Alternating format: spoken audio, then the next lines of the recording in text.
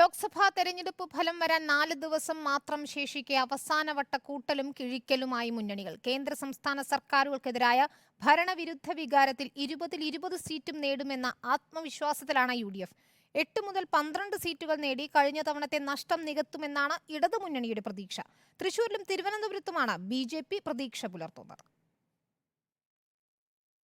വോട്ടെടുപ്പ് കഴിഞ്ഞ് 36 ദിവസം പിന്നിടുമ്പോഴാണ് ലോക്സഭാ തെരഞ്ഞെടുപ്പിന്റെ ഫലം പ്രഖ്യാപിക്കാൻ പോകുന്നത്.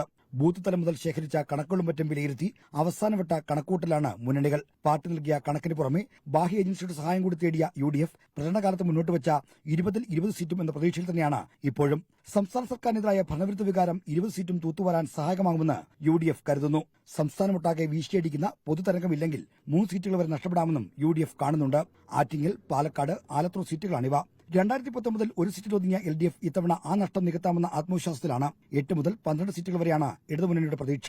വടക്കൻ മലബാറിൽ വയനാട് ഒഴികെയുള്ള എല്ലാ സീറ്റുകളും നേടുമെന്ന് ഉറച്ചു വിശ്വസിക്കുന്നു. ആലപ്പുഴ, തിരുവനന്തപുരം എന്നീ സീറ്റുകൾ ജയിക്കുമെന്നാണ് ജില്ലാ കമ്മിറ്റികൾ നൽകിയ കണക്കെങ്കിലും സംസ്ഥാന നേതൃത്വം അത് വിശ്വാസത്തിലെടുത്തിട്ടില്ല. ഈ ലോക്സഭാ തെരഞ്ഞെടുപ്പോടെ കേരളത്തിൽ അക്കൌണ്ട് തുറക്കാമെന്ന പ്രതീക്ഷയാണ് BJP ക്യാമ്പിലുള്ളത്. തിരുവനന്തപുരം, തൃശൂർ സീറ്റുകളാണ് BJP ഉറച്ച വിജയപ്രതീക്ഷ പുലർത്തുന്നത്. ആറ്റിങ്ങൽ, ആലപ്പുഴ, പാലക്കാട്, കോട്ടയം തുടങ്ങിയ സീറ്റുകൾ വോട്ട് ശതമാനം കുത്തനെ ഉയരുമെന്നും BJP പ്രതീക്ഷിക്കുന്നു.